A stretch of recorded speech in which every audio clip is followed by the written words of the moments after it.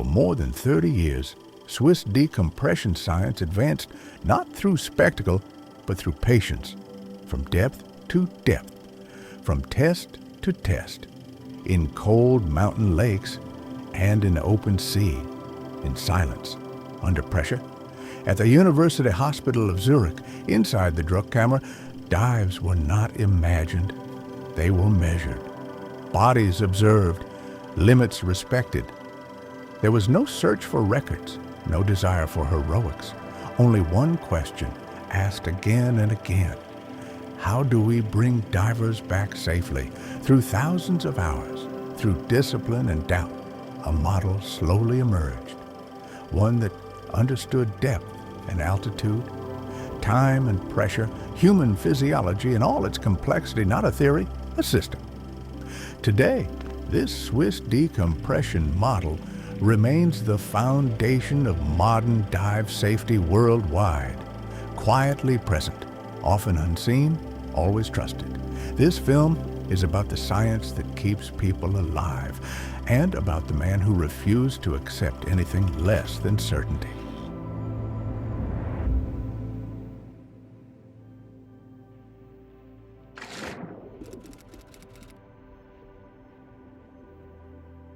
During our test dives at Mutze at 2,500 meters above sea level, the highest one in Europe, one of the candidates unfortunately developed some kind of very harmless skin bends.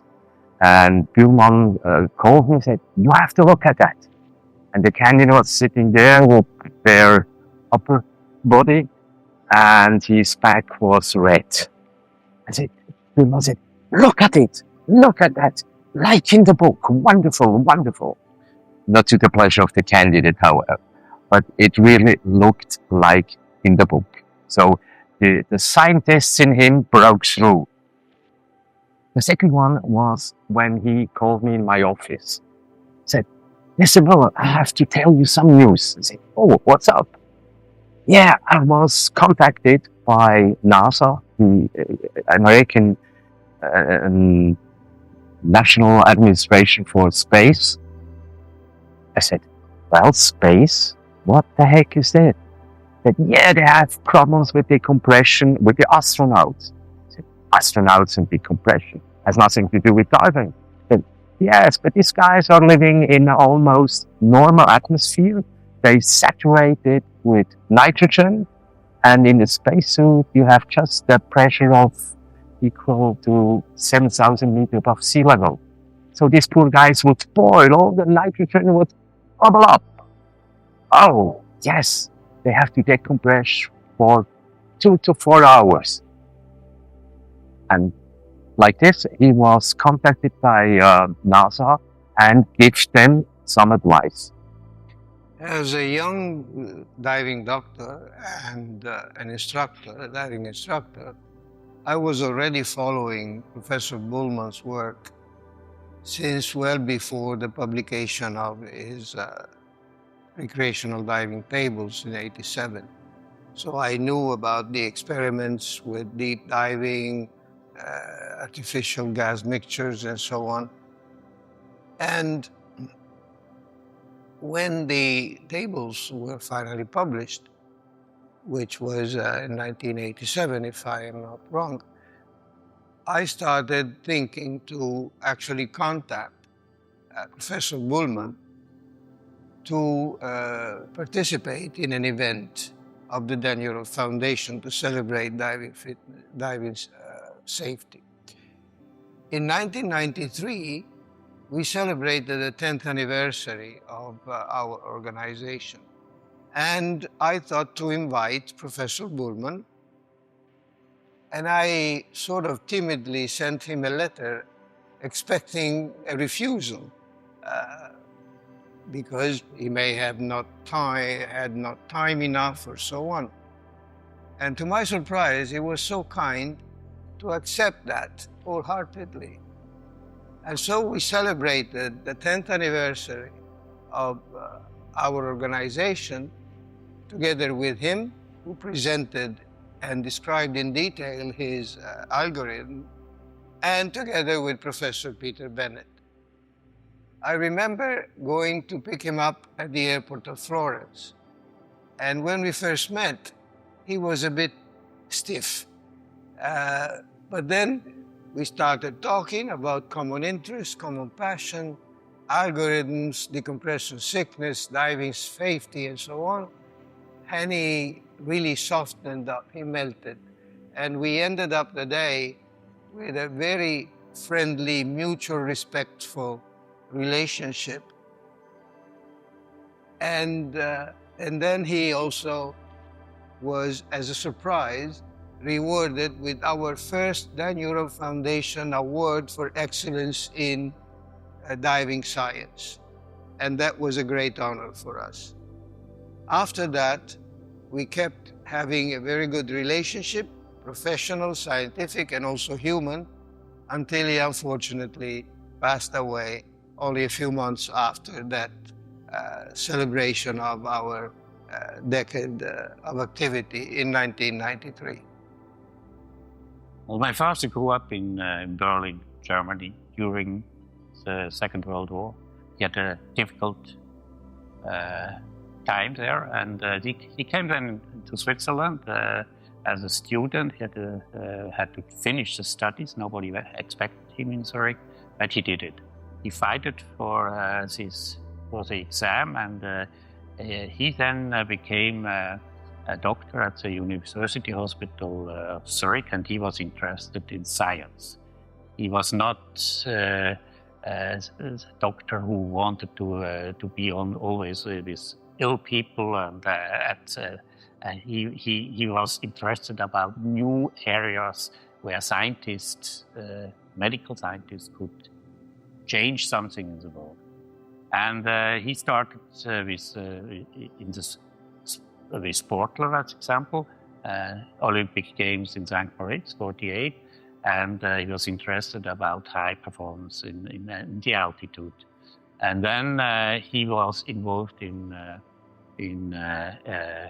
the introduction of jet fighters, Swiss Army, because they faced new problems in the altitude. But then something special happened. A young student came, asked him a question. He wanted to go down to 300 meters as a diver, and he asked the question, is this possible? Everybody tells him, no, it's not possible. And after thinking a little, he came back, my father, and told him, yes, this is possible. We have to change something which nobody thought before. And this was something which was really special. He never believed to theories which were accepted by everybody. He was critical. So he then started with Hannes Keller's diver, and they went down in few years from 120 meters in the Lake of Zurich, and in the pressure chamber in Toulon and in Washington to 300 meters. And I think most of the divers know this dive in California, Catalina Island, when they went to 1,000 feet. And in principle, they proved that it's possible. This resulted in interest of completely different people. And before it was the army, now it was the industry. And the industry, as a gas and oil industry, were interested to go in the continental shelf for exploiting oil and gas, and they were able to make a research contract with Shell. And the target of the research contract was to go down to 700 meters, saturation dives, and they started, and the research took place in Zurich until 1981. This was the moment when people, on one side the industry, but also my father, realized that deep diving was not any longer so important. Deep divers could be replaced by robotics, and So he was interested in something else. And again, young people came to him and told him, is it not possible to build an algorithm which allowed to calculate decompression real time? And he said, yeah, why not? We think about it. We have the data material of more than 500 test times in the laboratory. We use this data and we start. And then the first dive computers, Swiss dive computers, came on the market. They were quite successful. One company was Uvatec with Aladdin Pro and Aladdin RX. And he was consultant of this company until the last day of his life, because he announced the last diving computers months before he died. He worked 70 years. He was scientist 70 years. Not 70. He was a child, but for 50 years he was a successful researcher. And I think it's very special. He was always critical. He challenged everything. He was very direct vis-à-vis other peoples, and he was focused. Also 1980 haben Beat und ich beschlossen, einen Tauchkurs zu machen. Dann kam es zur Sprache, weil Beat Heuschnupfen hatte. Oh, das geht ja gar nicht mit Tauchen, das verträgt sich nicht. Dann wurde mir empfohlen, Professor Bühlmann anzurufen. Ich habe dann das gemacht und kam tatsächlich zu ihm. Er hat mir dann gesagt, wo ist Ihr Problem? Schildern Sie mal. Da habe ich gesagt, ja, mein Mann hat Heuschnupfen und wir wissen nicht, ob das machbar ist, dass er einen Tauchkurs macht. Dann war kurze Stille und dann sagte er, gute Frau, meinen Sie eigentlich, ich gebe Ihnen eine Auskunft über eine Person, die ich nicht kenne und Heuschnupfen hat und ich sage Ihnen, ja klar, der kann tauchen gehen und dann bin ich schuld, wenn was passiert. Nein, da gebe ich Ihnen keinen Rat. Ich war dann erschrocken. Ich dachte, oh, dann ist es tatsächlich so, wie viele sagen, der Professor Bühlmann gibt nicht gerne Auskünfte. Ich habe dann gesagt, ja gut, okay, danke schön. Dann hat er wahrscheinlich Erbarmen gehabt mit mir und hat gesagt, okay, rufen Sie noch mal an, wenn es halt gar nicht geht. Und wurde dann das Telefonat beendet. Das war der erste Eindruck, den ich von Professor Bühlmann hatte. Dass sich unsere Wege nochmals kreuzen würden, hätte ich zu diesem Zeitpunkt nicht gedacht.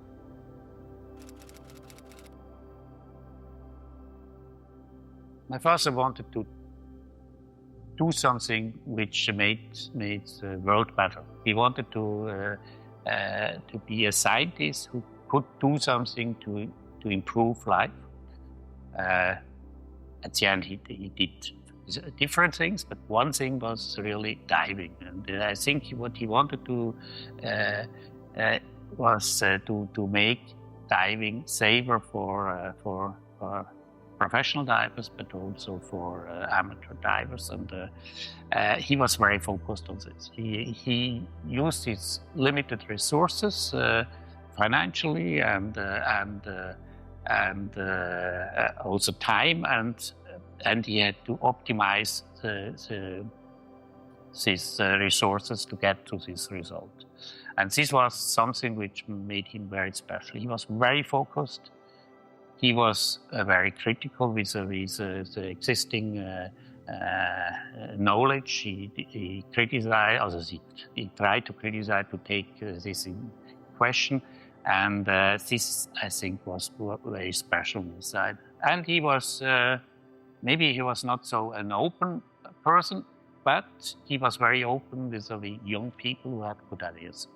So he had this relation with Hannes Keller as a diver, but then he had relations to young engineers, software engineers, hardware engineers, which wanted to develop dive computers, and he was always open to speak to these people and to work with these people together. And one person is here was also Beat Müller, which you might know, and I think these relations were very important for him. But what I think, and that is was one thing which I realized also, he was very courageous. He never feared to get to do something which was also quite risky, and even when situations became more and more difficult, he became more and more quiet and focused. I remember a situation where we had breakfast at home, and he got a call. I think it was 1974, and a military officer called him, and they had a severe accident at the Silvana Lake near St. Moritz, 2,000 meters. There was the first moment that they started with young soldiers and diving, and they used tables which were for sea level, and two of the divers had severe accidents, and they called him. He was in Zurich, and he was very focused. And then he started to give advice what they have to do. They had a pressure chamber in Silvaplana.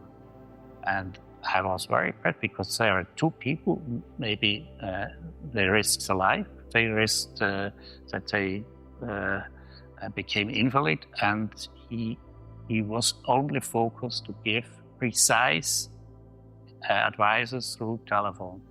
And this impressed me. It was not the only situation. I saw different other situations in the same manner, and this was very special. The first part, he was a very, very serious scientist. He was devoted to decompression research, to put things further on, to make diving safer. In the second part of his personality, he was a very modest and very humble man.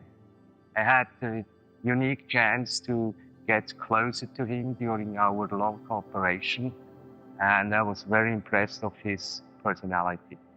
He was really a man devoted to do some good, to put the decompression research further on. He was a very impressive man. Ich habe Professor Bühlmann als sehr spannenden, interessanten Mann kennengelernt. Mit einem, wenn man ihn näher kannte, mit einem sehr großen Herz. Im ersten Augenblick hat man das Gefühl gehabt, man kommt nicht an ihn ran. Und wenn man mit ihm gesprochen hat und so, hat man wirklich das Gefühl gehabt, oder es war auch so, dass er versteht, was man meint. Auch wenn er ja ein sehr, sehr gebildeter Mann war, ich eine einfachere Person, habe ich nie das Gefühl gehabt, er versteht mich nicht. Im Gegenteil. So habe ich ihn kennengelernt. Dr. Bühlmann was very close to the people. He was not a far remote scientist somewhere in an office, far away from the rest of the world. He came to the test dives, Mutze, whatever, Lucendro. So he was a part of the diving community. Even if he never did any dive in his life. But we respected him as part of us. That made him very popular within the diving community. I think what I realized very soon is a doctor has not only a stethoscope. A doctor can have also a calculator and a computer, and that was very strange for me at the beginning, but I realized that a doctor can do a lot of things when he starts to calculate. And my father he used his instruments to finally find the solution which he wanted to find. And I think this was special. And I think what was also special is he was not an open and easygoing person, and but when he found that somebody has interesting ideas and was interested in areas which was also of interest for him, he was very open, and he was not the professor. He was Bühlmann, and he opened the door. He was timely, and he worked very closely with these people. And this is, I think, what was really special on his side.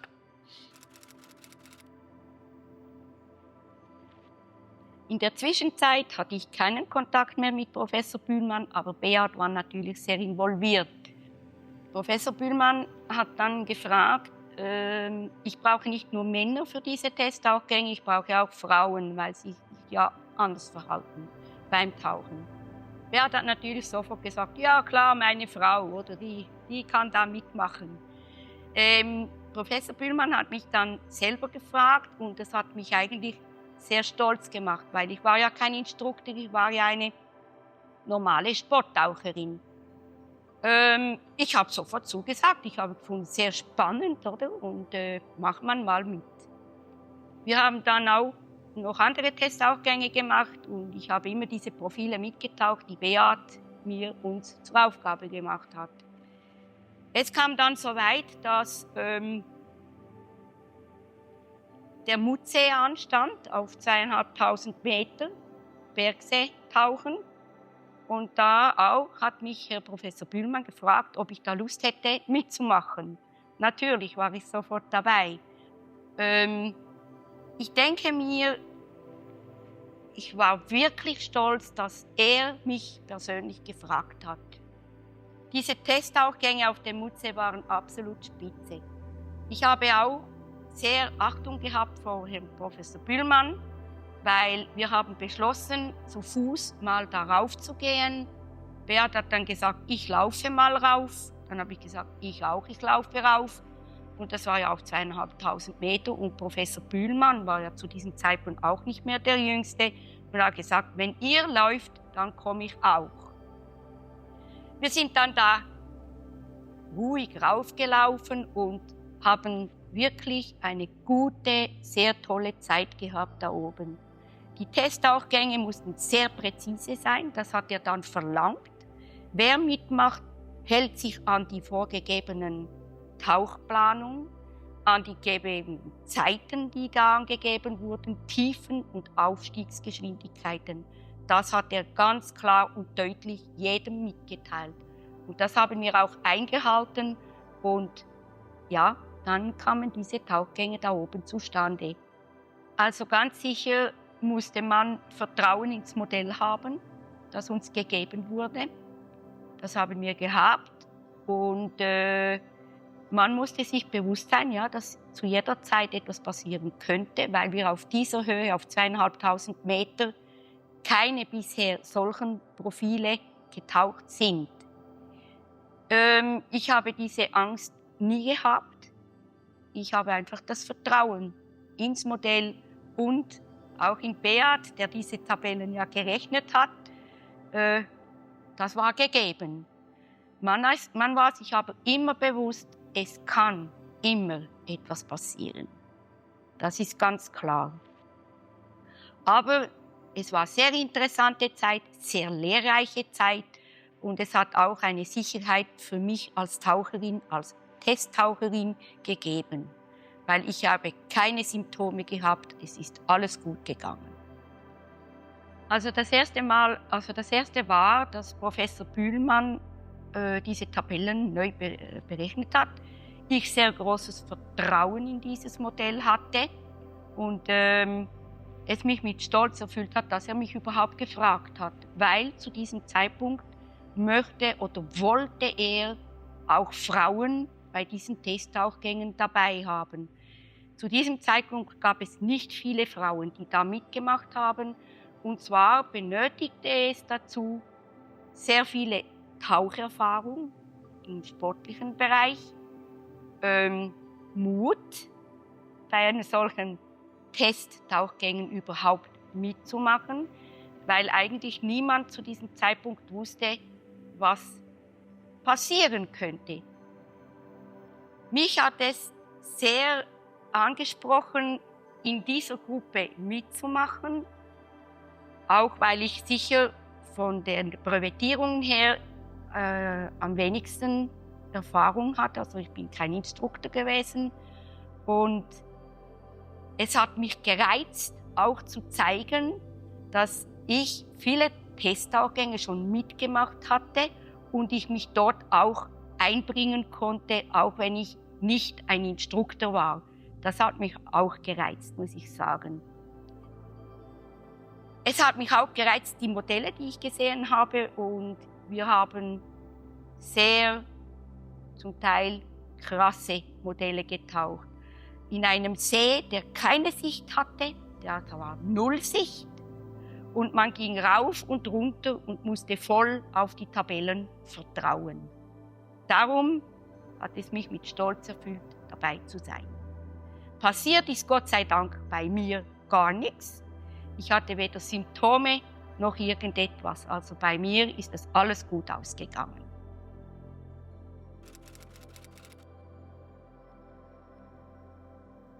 I think the condition, or the situation in Switzerland was quite different from these hotspots like the US and also UK and France with respect to research in the medical area.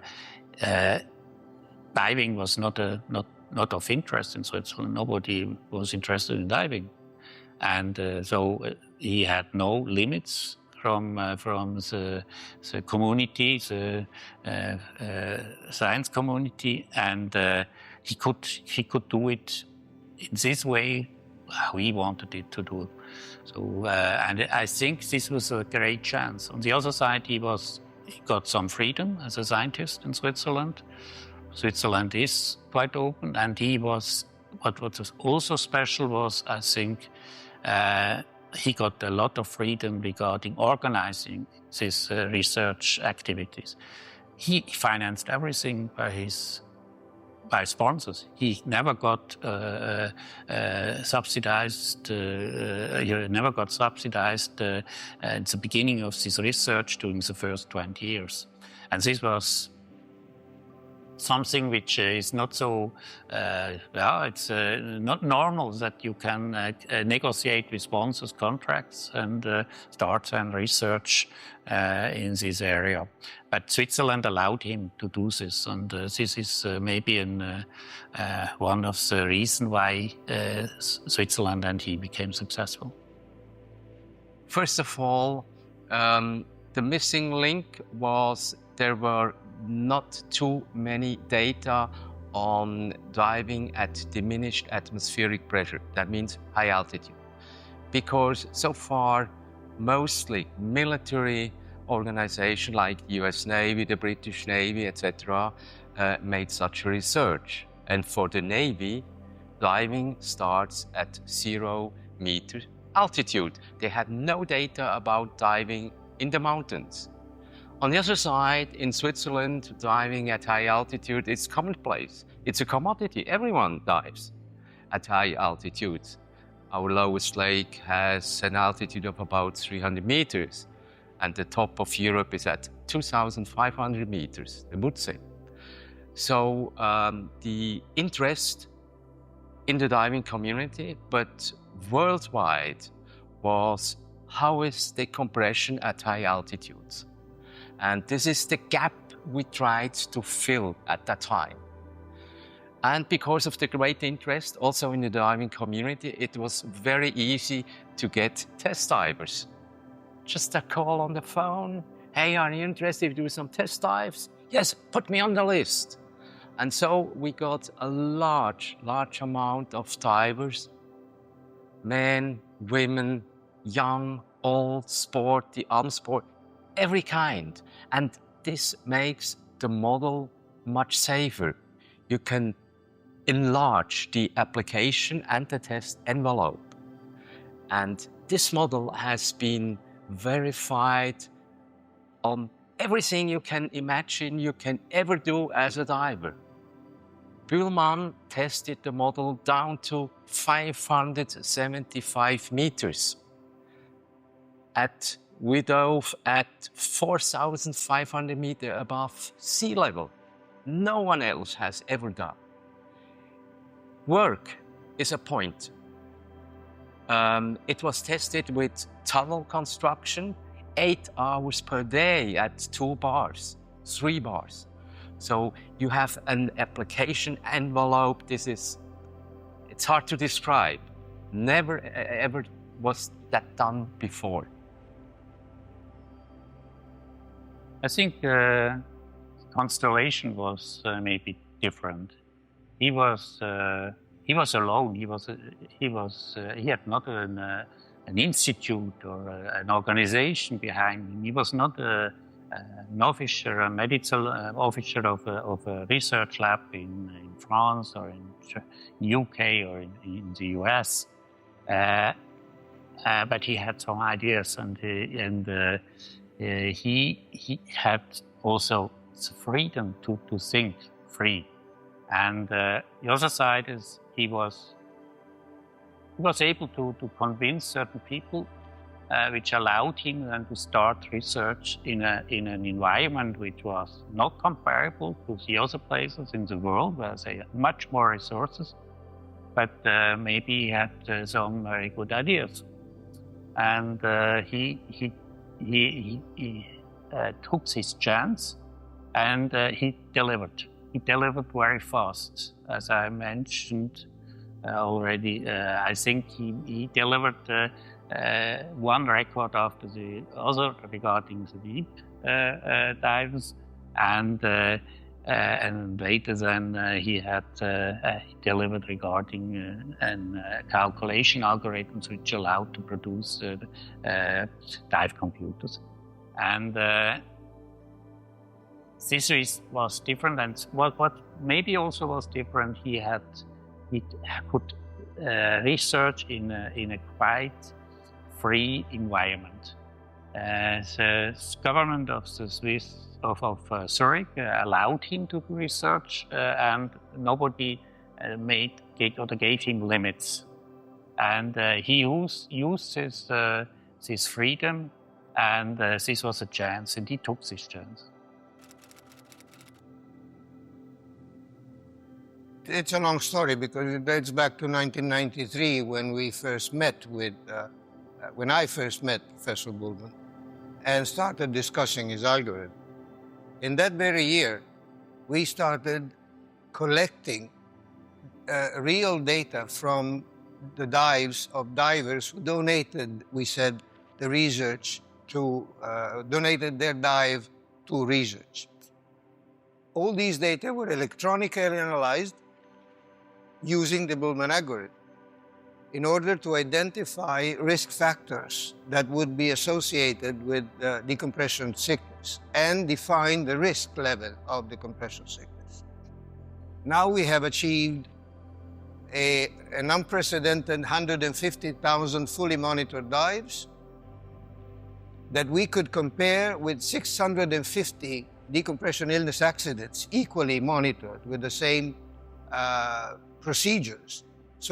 And this implies not only mathematical monitoring, so to understand the supersaturation at the end of the dive, to see what level of M value, at what level of M value fraction the dive has ended, but we also started including personal data through a questionnaire and through our physiological research done before, after, and that's normal, but during the dive, and that's our prerogative. because we monitor all these factors, including the evolution of the time depth factor product during the dive itself.